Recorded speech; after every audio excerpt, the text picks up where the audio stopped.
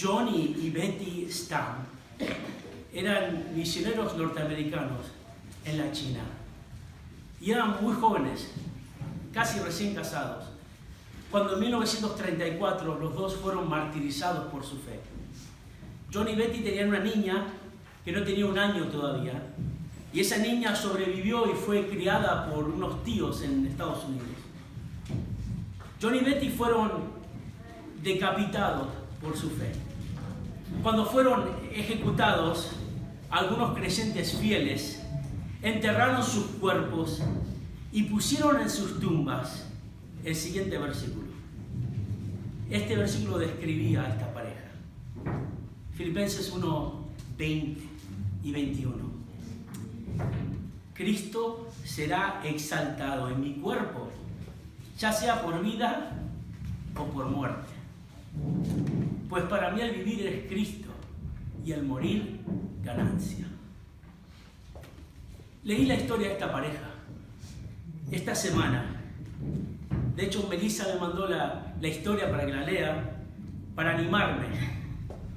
Y al ver esta historia, honestamente y sinceramente, me hice esta pregunta. ¡Qué jóvenes! Los dos tenían 27 años. ¿Qué hace que esta pareja joven, con un bebé que no llega a 1 año, quiera vivir para Cristo? No solamente deje todo en su país, se vaya a la China, pero que esta pareja, cuando los comunistas le dicen, niega tu fe, ellos siguen fieles al Señor y son ejecutados. La respuesta la sabéis, ¿verdad? Es la fe. La certeza de lo que se espera. La convicción de lo que no se ve. Y en esta tarde, en nuestro estudio de Hebreos 11, vamos a ver los versículos 20 al 22. Y vamos a hablar de los patriarcas una vez más. Vamos a hablar de Isaac, vamos a hablar de Jacob y hasta de José. Y vamos a verlos al final de sus días.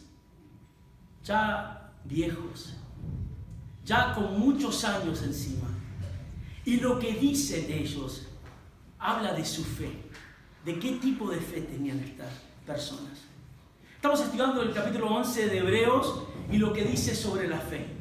El autor de Hebreos escribe esta carta animando a creyentes judíos a permanecer fiel a Cristo y a la fe. Ellos habían sufrido una persecución sistematizada por años, habían perdido todo. Entonces, en los primeros versículos de esta carta, el pastor que escribe esta carta les anima a que continúen en su fe, porque Cristo es supremo. Les dice, Cristo es superior a todo. Cristo es superior a cada una de las personas que consideramos grandes en Israel. Cristo es el perfecto sumo sacerdote que solamente una vez tuvo que ofrecer sacrificio. Cristo es uno que hizo un nuevo pacto. Y este pacto era mucho mejor. Un pacto que se tuvo que hacer una vez y para siempre. Entonces, justo antes de llegar al capítulo 11, este autor anima a sus lectores a perseverar en la fe. Les dice en el capítulo 10, versículo 39, les dice, nosotros no somos los que retrocedemos para perdición, sino los que tienen fe para la preservación del alma. Entonces la pregunta es, ¿qué es una fe que perdura? ¿Cómo sé que mi fe va a perdurar? Y esta es una pregunta que nos tenemos que hacer cada uno de nosotros. Si estás en Cristo, ¿cómo sabes que tu fe va a perdurar? En los primeros versículos del capítulo 11, este hombre de Dios nos dice que es una fe que perdura. Nos dice que la fe es la certeza de lo que se espera, el fundamento de nuestra esperanza, la convicción, la evidencia de lo que no se puede ver. Por medio de la fe podemos nosotros ver la verdad de nuestra salvación. Vemos nuestra esperanza en Cristo Jesús y podemos entender el perdón de pecados, algo que suena a una locura para personas de fuera de estas puertas. También afirma que los antiguos, que los hombres y mujeres, héroes de Israel, habían sido aprobados por Dios por medio de la fe. Y después habla de que nos da ejemplos de personas, de héroes que habían sido aprobados por Dios. Nos habla de Abel, una fe que aunque fue martirizado por esa fe, todavía esa fe habla. Nos habla de Enoc, un hombre que vivió contracorriente, pero llegó a agradar a Dios de tal forma que no murió y estuvo con el Señor lo trasladó al cielo. Nos da el ejemplo de la vida de Noé, un hombre que vivió contra marea. Dios le dice que tiene que construir un arca y con esa acción condena al mundo en el que vivía, donde solamente 8 personas se salvan en el diluvio. Las últimas semanas estuvimos viendo el ejemplo de Abraham, un hombre de Dios, un hombre que tenía 75 años y Dios le llama. ¿Para qué? Para seguirle en otra tierra lejos. Les dice que va a ser una gran descendencia de este hombre que tiene 75 años. El problema era que Abraham y su mujer, Sara, no tenían hijos, porque ella era estéril, no podía tener hijos. Pero Abraham confía en Dios. A los 75 años se va, cree en la promesa de Dios, y aunque vive como un forastero en la tierra prometida, después de años, su hijo Isaac nace. Abraham tenía 100 años, Sara 90 años, y este niño Isaac nace. Después vimos que todos los patriarcas tenían que vivir por fe. Vivían por fe porque estaban viviendo pensando en el futuro, no en algo que se veía ahora mismo. Y hasta cuando Abraham fue probado en su fe.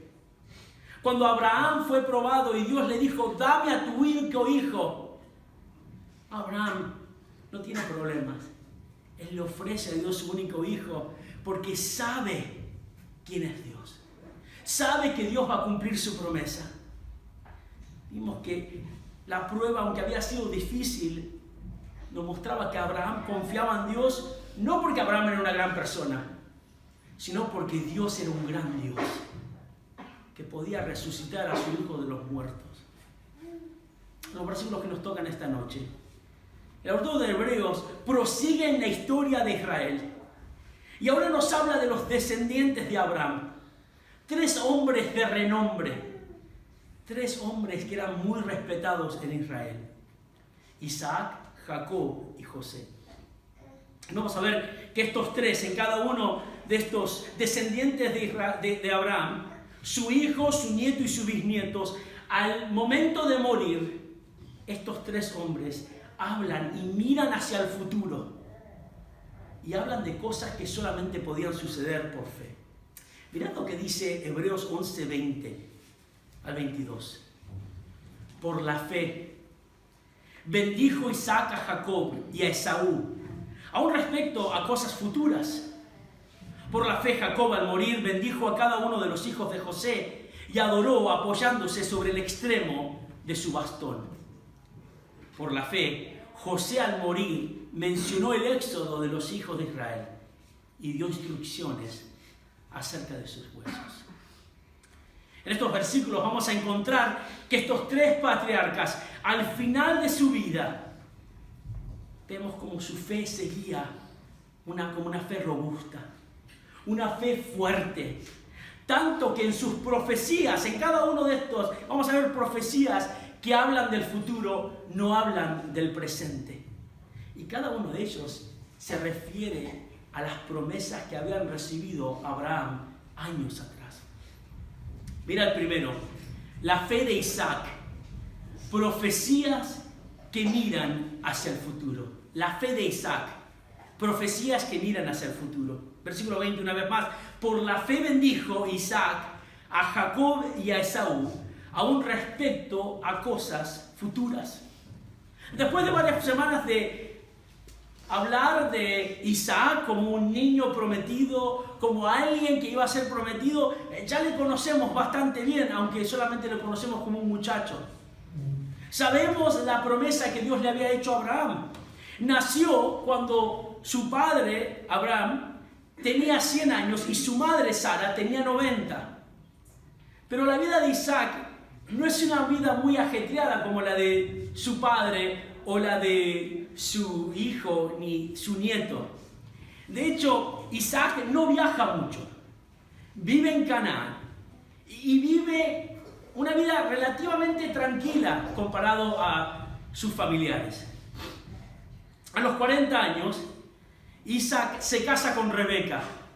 Esta es la mujer que Abraham había mandado a escoger de entre sus parientes en Mesopotamia.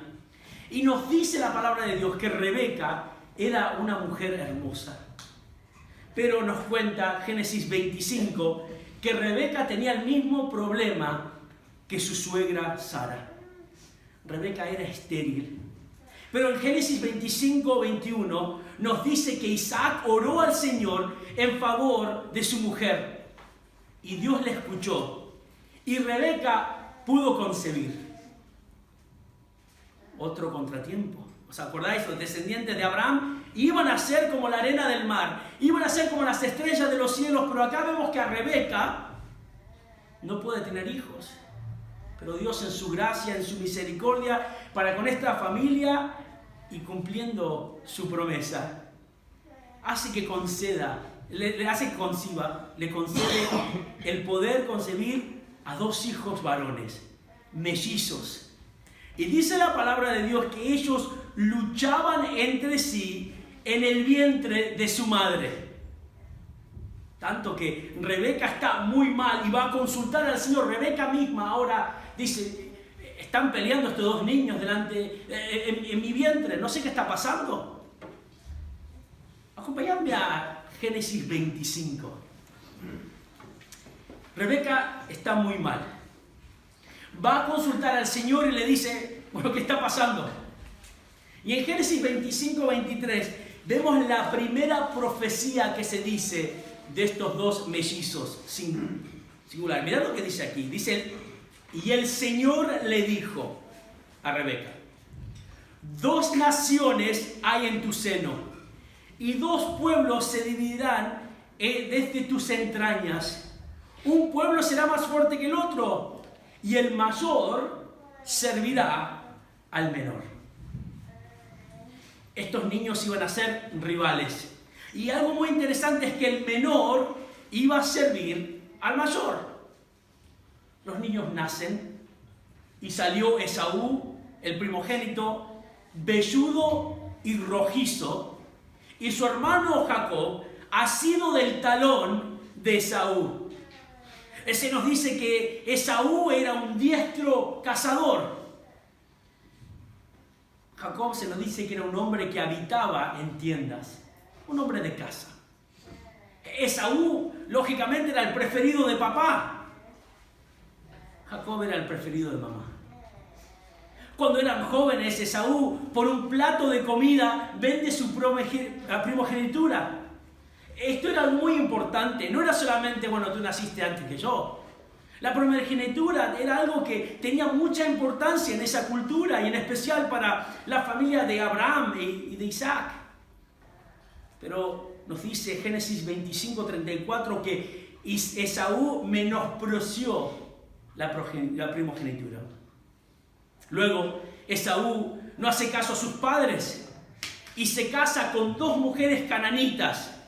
Y Génesis 26-35 nos dice que estas 2 mujeres le hicieron la vida insoportable a Isaac y a Rebeca.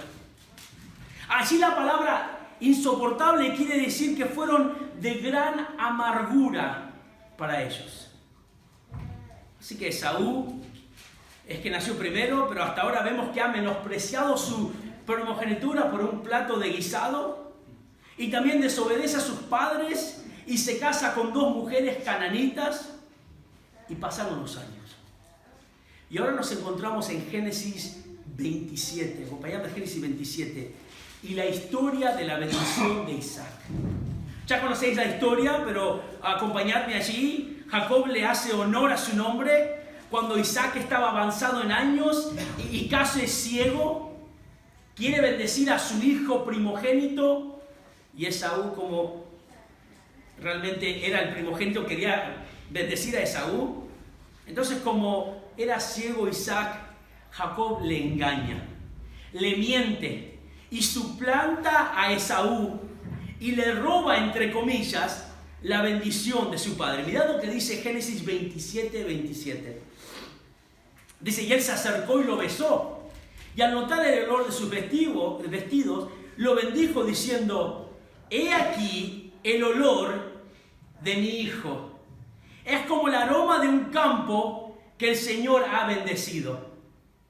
Dios te dé pues del rocío del cielo y de la grosura de la tierra y abundancia de grano y de mosto. Sírvante pueblos y póstrense ante ti naciones. Sé Señor de tus hermanos. Inclínese ante ti los hijos de tu madre. Malditos los que te maldigan y benditos los que te bendigan. Claro, esa bendición era técnicamente para Esaú, pero Jacob viene, engaña a su padre y ahora esa bendición es para él. Entonces os podéis imaginar que cuando Esaú viene para ser bendecido, Isaac le dice en Génesis 25:35, tu hermano ya vino con engaño y se ha llevado tu bendición. Como padres quizás nunca haríamos algo así, ¿verdad? Con nuestros hijos. Si alguien nos ha engañado, no le diríamos algo, bueno, me engañó tu hermano, así que bueno, no puedo hacer nada por ti. Pero las cosas no son así en el Antiguo Testamento. Entonces Esaú le pide una bendición a Abraham, a Isaac. Él le dice, dame una bendición. Versículo 37, mirad. Pero Isaac respondió y dijo a Esaú, he aquí, yo los he puesto por señores tuyos, y les he dado por siervos a todos tus parientes, y con grano y mosto lo he sustentado. En cuanto a ti, ¿qué haré pues, hijo mío? Y Esaú dijo a su padre, ¿no tienes más que una bendición, padre mío? Bendíceme también a mí, padre mío. Y Esaú alzó su voz y lloró. Entonces su padre Isaac respondió y le dijo, he aquí, esta es la bendición, por cierto, mirad. He aquí, lejos de la fertilidad de la tierra será tu morada, y lejos del rocío que baja del cielo. Por tu espada vivirás, y a tu hermano servirás. Mas acontecerá que cuando tú te impacientes, arrancarás su yugo de tu servicio. Menuda bendición, ¿no? Sin duda esto hace que Esaú guarde rencor contra Jacob y prometa que cuando su padre muera, él iba a matar a su hermano Jacob. Rebeca manda a Jacob para protegerlo con su familia en Mesopotamia, para pasar unos días, para que se le pase el enfado a su hijo mayor, Esaú. Al final terminan siendo varios años que está Jacob con la familia. Pero mirad lo que le dice Isaac a Jacob en Génesis 28:1, antes que se vaya. Llamó Isaac a Jacob, lo bendijo y le ordenó diciendo, no tomarás mujer de entre las hijas de Canaán. Levántate, ve a Padán Aram, a la casa de Betuel, padre de tu madre, y toma de allí mujer de entre las hijas de Labán, hermano de tu madre.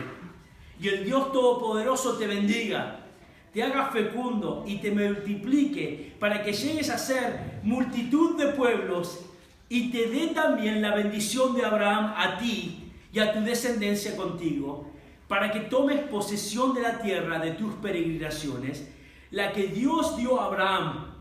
Entonces Isaac despidió a Jacob, y este fue a Padán Aram, a la casa de Labán, hijo de Betuel arameo, hermano de Rebeca, madre de Jacob y Esaú. Otra bendición. Otra, y le da la bendición de su abuelo. Una vez más, el versículo 4 dice, y te dé a ti la bendición de Abraham, a ti y a tu descendencia contigo, para que tomes posesión de la tierra de tus peregrinaciones, la que Dios dio a Abraham. Ahora bien, qué historia, ¿verdad? Esto parece una de las telenovelas que veía mi abuela, una de esas venezolanas. Los culebrones esos. Mentiras, rencores, hijos preferidos. uno que se casa con las mujeres que los padres no quieren, nueras que le hacen la vida imposible a los suegros. Nadie aquí parece ser cabal. De hecho, todos tienen la culpa aquí. Pero una vez más, volviendo a Hebreos 11:20, ¿qué tiene que ver todo esto? Por la fe bendijo Isaac a Jacob y a Esaú, aún respecto a cosas futuras. Por la fe. El instrumento que hace esto es la fe. ¿Qué hizo la fe en la vida de Isaac, el hijo de Abraham? Por la fe bendijo a Jacob y a Esaú. Mirad que aunque Jacob era menor, aquí está nombrado como primogénito. ¿Y cómo lo bendijo? Aún respecto a cosas futuras. Por la fe. Aunque todavía Isaac vivía en tiendas, aunque todavía no habían recibido la promesa, aunque todavía quedaba mucho por delante, la fe de este hombre bendice a sus hijos, no con ideas buenas, no con cosas agradables, para que se sientan bien y realizados, sino que les bendice con lo que Dios les dice. Les bendice mirando al futuro. La fe de Isaac, aunque las circunstancias no acompañaban, aunque su familia estaba lejos de ser una familia de un patriarca de fe, la fe que tenía este hombre hace que bendiga a sus hijos y les dé las bendiciones que le tenían que dar. También la fe de Isaac acepta la soberanía de Dios. Jacob no era el primogénito, no era ni el favorito de su padre, pero en la soberanía de Dios, él engañó a su padre y se puso para recibir la bendición. Isaac acepta esto como parte de Dios. Esto es algo increíble. No sabemos si tiene alguna revelación o quizás se había acordado de la profecía que había recibido Rebeca cuando estaba embarazada de que el mayor iba a servir al menor. Pero vemos que cuando Jacob se marcha para estar con su familia en Mesopotamia, Isaac lo bendice una vez más, reconociendo ahora que él va a recibir la bendición de su padre Abraham.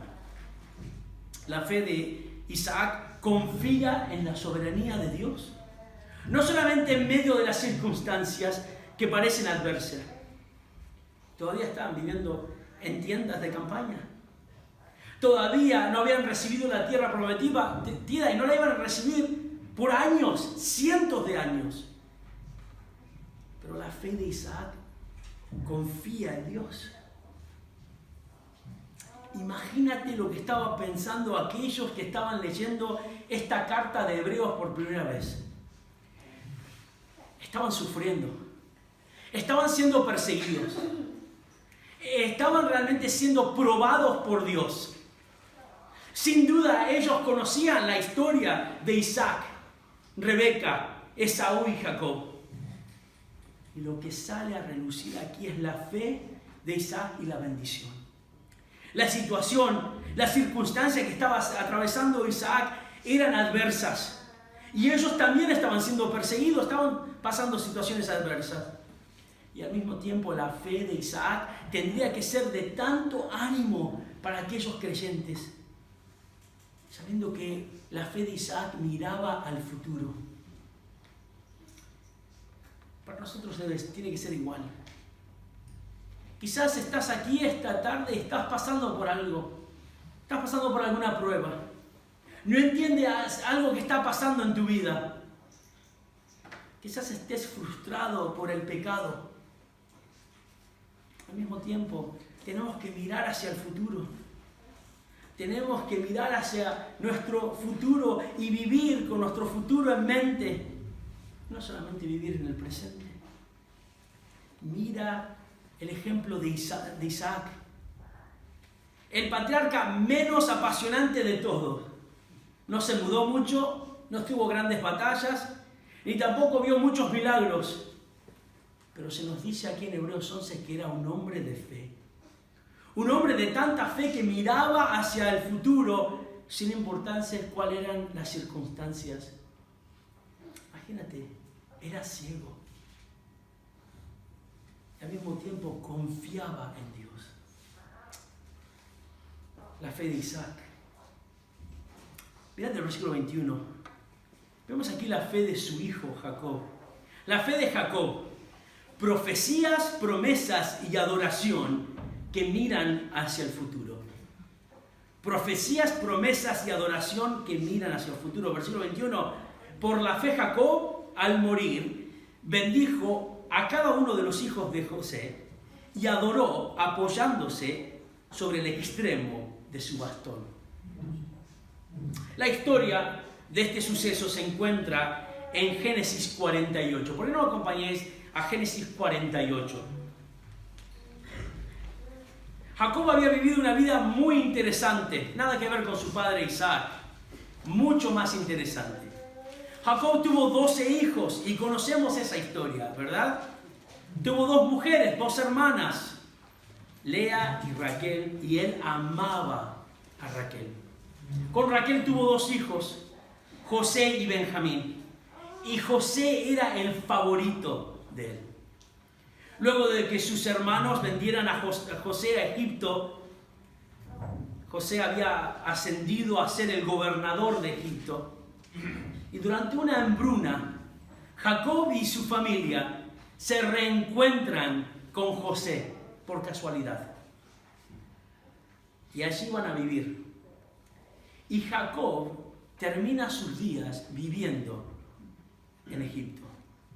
Pero antes de morir, aquí nos encontramos en el capítulo 48, donde está enfermo, a punto de morir. Mirad lo que dice Génesis 48:1.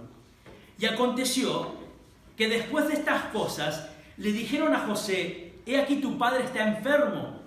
Y él tomó consigo a sus 2 hijos, Manasés y Efraín. Cuando se le avisó a Jacob diciendo: he aquí tu hijo José ha venido a ti, Israel hizo un esfuerzo y se sentó en la cama. Entonces Jacob dijo a José: el Dios Todopoderoso se me apareció en luz en la tierra de Canaán. Me bendijo y me dijo: he aquí yo te haré fecundo y te multiplicaré, y haré de ti multitud de pueblos, y daré esta tierra a tu descendencia después de ti en posesión perpetua. Ahora pues, tus 2 hijos que te nacieron en la tierra de Egipto, antes que yo viniera a ti a Egipto, míos son. Efraín y Manasés serán míos como lo son Rubén y Simeón. Pero los hijos que has engendrado después de ellos serán tuyos. Serán llamados por el nombre de sus hermanos en su heredad. Para resumir todo esto, Jacob toma un par de decisiones al final de sus días muy importantes. Primero, hace que José sea el primogénito de sus hermanos. ¿Por qué digo esto? Mirad que le da a cada uno de sus hijos, a Manasés y a Efraín, una porción. Así que a José le da una doble porción de la herencia. Eso lo hacía solamente la persona que era el primogénito. Segundo, él dice que Manasés y Efraín no son sus nietos, técnicamente hablando, sino que son sus hijos, dándole un honor extraordinario, ya que no había diferencia entre sus hijos y estos 2 nietos que tenía. Mirad el versículo 8. Cuando Israel vio a los hijos de José, dijo: ¿quiénes son estos? Y José respondió a su padre: son mis hijos, los que Dios me ha dado aquí. Y él dijo: acércalos a mí, te ruego, para que yo los bendiga. Y los ojos de Israel estaban tan débiles por la vejez que no podía ver. Entonces José se los acercó y él los besó y los abrazó. Israel dijo a José: nunca esperaba ver tu rostro, y aquí Dios me ha permitido ver también a tus hijos. Entonces José los tomó de las rodillas de Jacob y se inclinó con su rostro en tierra. Y José tomó a los 2, a Efraín con la derecha hacia la izquierda de Israel, y a Manasés con la izquierda hacia la derecha de Israel, y se los acercó. Pero Israel extendió su derecha y la puso en la cabeza de Efraín, que era el menor, y su izquierda sobre la cabeza de Manasés, cruzando adrede sus manos, aunque Manasés era el primogénito. Y bendijo a José y dijo: el Dios delante de quien anduvieron mis padres, Abraham e Isaac, el Dios que ha sido mi pastor toda mi vida hasta este día, el ángel que me ha rescatado de todo mal, bendiga a estos muchachos y viva en ellos mi nombre y el nombre de mis padres, Abraham e Isaac, y crezcan para ser multitud en medio de la tierra. Versículo 17. Cuando José vio que su padre había puesto su mano derecha sobre la cabeza de Efraín, esto le desagradó y asió la mano de su padre para cambiarla de la cabeza de Efraín a la cabeza de Manasés. Y José dijo a su padre: no sea así, padre mío, pues este es el primogénito, pon tu derecha sobre su cabeza. Mas su padre rehusó y dijo: lo sé, hijo mío, lo sé. Él también llegará a ser un pueblo y él también será grande. Sin embargo, su hermano menor será más grande que él, y su descendencia llegará a ser multitud de naciones. Y los bendijo aquel día, diciendo: por ti bendecirá Israel, diciendo que Dios te haga como Efraín y Manasés. Así puso a Efraín antes que Manasés. Entonces Israel dijo a José: he aquí, yo estoy a punto de morir, pero Dios estará con vosotros y os hará volver a la tierra de vuestros padres. Y yo te doy una parte más que a tus hermanos, la cual tomé de mano del amorreo con mi espada y con mi arco. Para resumir todo lo que hemos leído, es algo apasionante porque vemos aquí que Jacob o Israel está con los hijos de José. Y como dijimos antes, son como si fueran sus propios hijos. Y él también reorganiza el orden de los hijos de José. Efraín, que era el menor de los dos, se lleva la mejor parte, aunque no era el primogénito. Las bendiciones que está diciendo ahora este hombre están mirando hacia el futuro, a pesar de las circunstancias. Bueno, ¿cuáles eran las circunstancias? Bueno, había una hambruna. Ellos estaban viviendo como huéspedes en Egipto. No tenían tierras propias. Pero Jacob se acuerda del pacto que Dios había hecho con su abuelo Abraham. Un pacto inquebrantable. Y culmina estas bendiciones diciendo: Dios os hará volver a la tierra de vuestros padres. ¿Visteis eso? La fe de Jacob también es ejemplificada en la segunda parte de ese versículo. Mirad lo que dice Hebreos 11:21. Dice: por la fe, Jacob al morir bendijo a cada uno de los hijos de José y adoró apoyándose sobre el extremo de su bastón. ¿Dónde adoró apoyándose en el extremo de su bastón? Mirad lo que pasa en Génesis 47:31. Génesis 47:31 dice: entonces Israel se inclinó en adoración en la cabecera de la cama. Ahora, ¿cuál es el contexto de esto? ¿Y por qué traerlo a colación ahora? Mirad lo que pasa en Génesis 47:27. Israel habitó en la tierra de Egipto en Gosén y adquirieron allí propiedades y fueron fecundos y se multiplicaron en gran manera. Y Jacob vivió en la tierra de Egipto 17 años, así que los días de Jacob, los años de su vida, fueron 147 años. Cuando a Israel se le acercó el tiempo de morir, llamó a su hijo José y le dijo: si he hallado gracia ante tus ojos, por favor, pon ahora tu mano debajo de mi muslo y trátame con misericordia y fidelidad. Por favor, no me sepultes en Egipto. Cuando duerma con mis padres, me llevarás de Egipto y me sepultarás en el sepulcro de ellos. Y José respondió: haré según tu palabra. Y Jacob dijo: júramelo. Y él se lo juró. Entonces Israel se inclinó en adoración en la cabecera de la cama. Ahora vemos lo que estaba pasando aquí. Israel y sus hijos están viviendo en Egipto. Están cómodos. Uno pensaría: bueno, ¿para qué vamos a volver a la tierra que teníamos antes, donde estamos viviendo en tienda de campaña? Si aquí, como dicen, habían adquirido propiedades y fueron fecundos, se habían multiplicado, tenían muchos hijos. Y mejor, tenemos un enchufe bastante grande que es: mi hijo es el gobernador de Egipto. ¿Qué más quiero? Pero Jacob todavía piensa en la promesa que Dios le había hecho a Abraham tantos años atrás. Piensa en la promesa que le había hecho a su padre Isaac hacía tantos años atrás. Piensa en la promesa que Dios le había hecho a él cuando era soltero. Y ahora, después de vivir en Gosén por 17 años, estaba a punto de morir y le pide a su hijo José que no lo entierre en Egipto, sino que lo entierre con su familia en su tierra. Cuando José le dice: haré según tu palabra, y se lo jura, Jacob se inclinó en adoración. Y esto es algo muy importante. De hecho, lo repite el autor de Hebreos. ¿Por qué? Porque cuando José se compromete a enterrarlo en Canaán, Jacob adora a Dios porque ve la promesa de José, ve una luz de esperanza que Dios va a cumplir la promesa. Ve como algo futuro, algo va a pasar. Jacob lo da por hecho. Sabe que Dios va a cumplir sus promesas, aunque estén en Egipto, aunque las circunstancias no sean favorables.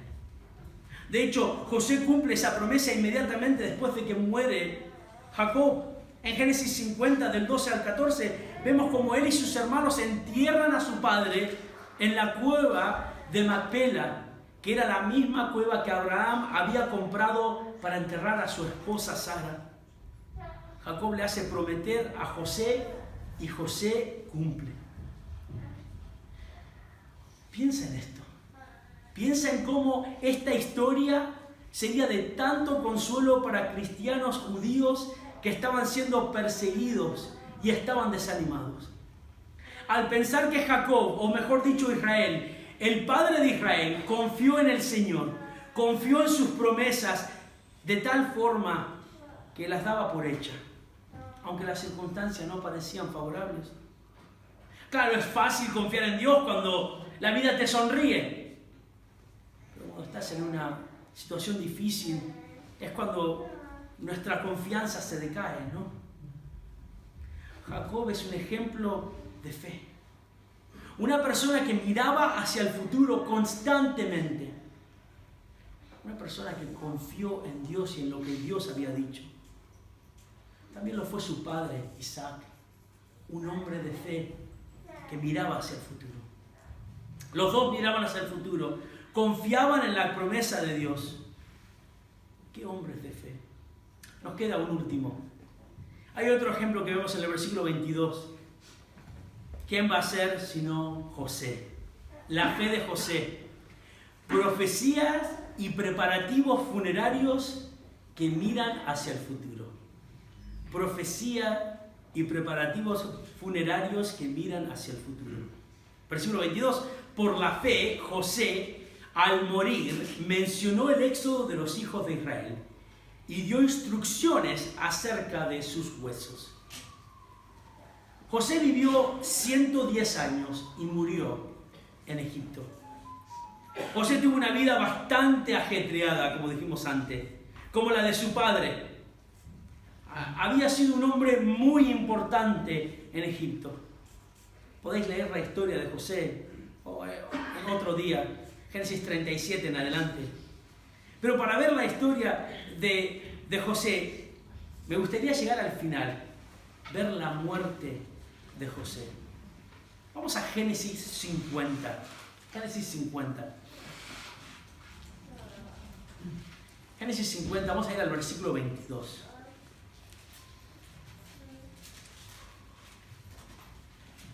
Génesis 50, 22 dice: y José se quedó en Egipto, él y la casa de su padre, y vivió José 110 años. Y vio José la tercera generación de los hijos de Efraín. También los hijos de Maquir, hijo de Manasés, nacieron sobre las rodillas de José.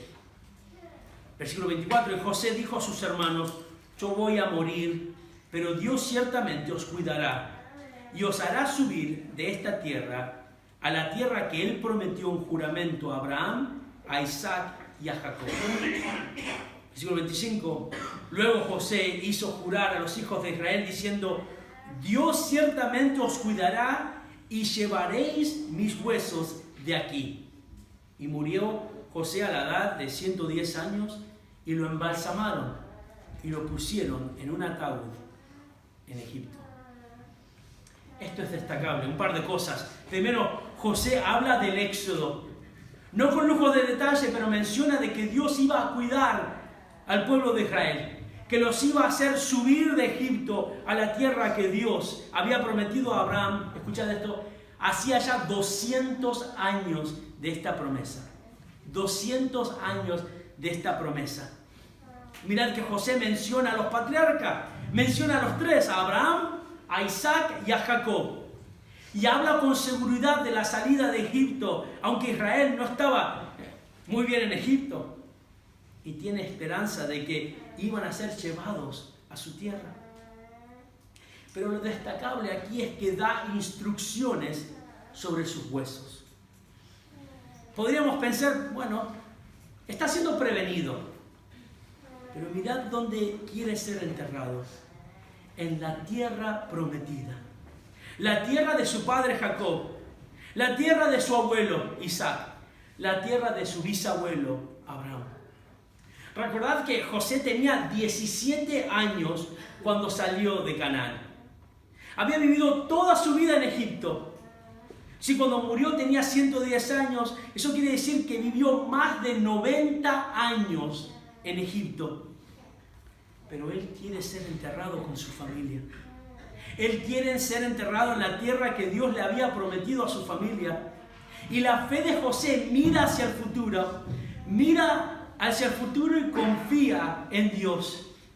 Confía que Dios le iba a dar a su familia la tierra que había prometido cientos de años atrás. Pensar que Dios había prometido era suficiente para José. Aunque realmente iban a pasar cientos de años para que Israel posea esa tierra. Pero eso no era importante. La fe de José miraba hacia el futuro. Aunque las circunstancias eran totalmente imposibles. ¿Cómo iba a volver ahora a Israel? La fe de José sigue intacta. Cuando ocurrió el éxodo, 300 años después de la muerte de José, el ataúd de José fue llevado por el pueblo de Israel en Éxodo 13:19 y fue sepultado décadas después en la tierra prometida en Josué 24:32. La fe de José, una fe que mira hacia el futuro.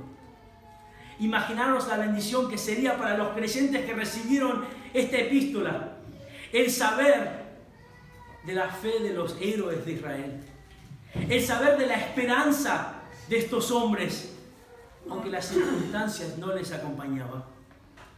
Hay un futuro para el pueblo de Dios y aunque quieran callarlos, aunque quieran hacerlos sufrir, Dios tenía un futuro para ellos porque sus promesas son fidedignas.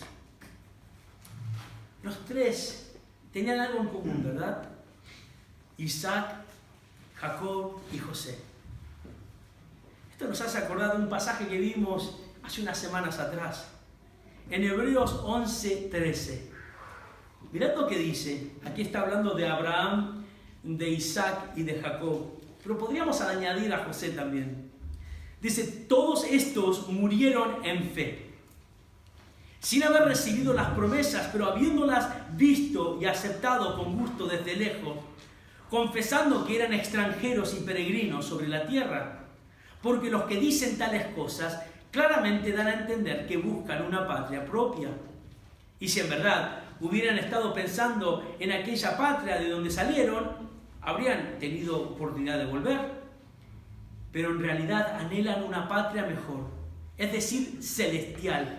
Por lo cual Dios no se avergüenza de ser llamados Dios de ellos, pues les ha preparado una ciudad.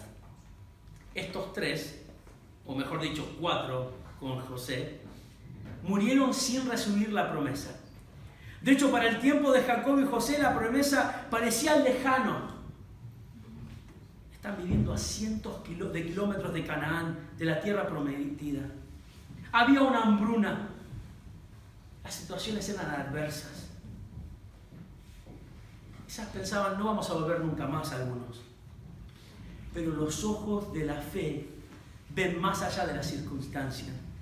Esperaban una patria mejor. Isaac estaba ciego. Tenía 2 hijos. Uno que parecía peor que los otros. Y al mismo tiempo confiaba en los ojos de la fe. Los ojos que veían una patria mejor. Jacob era viejo también. Tenía 12 hijos, estaba ciego, también como su padre, y vivía en Egipto, lejos de la promesa. Y al mismo tiempo bendice a sus nietos y les hace prometer a su hijo que no lo entierre en Egipto, sino que lo entierre con sus padres. Y adora a Dios, esperaba una ciudad celestial. Sí, José era gobernador de Egipto, un hombre de renombre, un héroe en el imperio egipcio, pero esperaba una patria mejor. No veía con los ojos humanos, sino que por fe miraba más allá de lo que estaba sucediendo a su alrededor. Mira lo que está pasando a tu alrededor ahora mismo. Y si no te gusta, o si te gusta, piensa en la esperanza futura que tenemos. Piensa en lo que Dios nos ha prometido en las Escrituras. Tenemos una esperanza viva, una ciudad celestial. La muerte no es el fin para ninguno de nosotros. No lo fue para los patriarcas, ni lo es para nosotros. Hermanos, los que conocemos a Cristo tenemos una esperanza futura. Cristo Jesús. No en positivismo, no en buenos pensamientos, sino una esperanza anclada a Dios, anclada a Cristo, anclada al Cristo que sufrió en la cruz por nosotros y resucitó al tercer día. Por eso podemos mirar hacia el futuro. Aunque las circunstancias no sean favorables, aunque estemos pasando por alguna prueba, aunque estemos sufriendo ahora mismo, la gloria futura.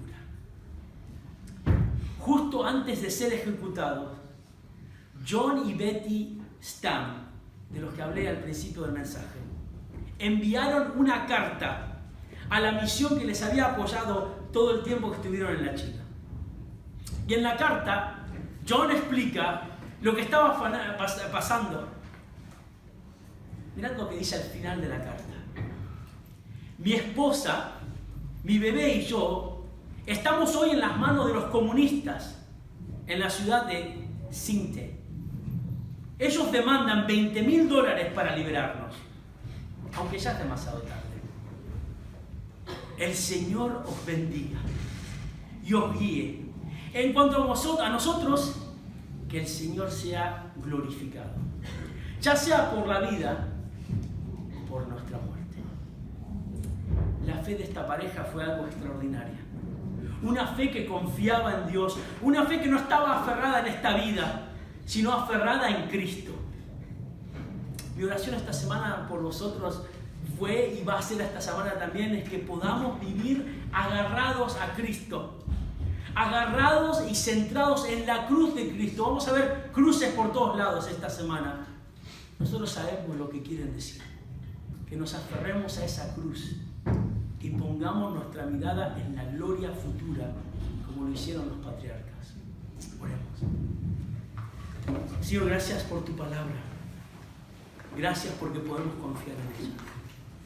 Señor, ayúdanos a esta semana a confiar en la gloria futura.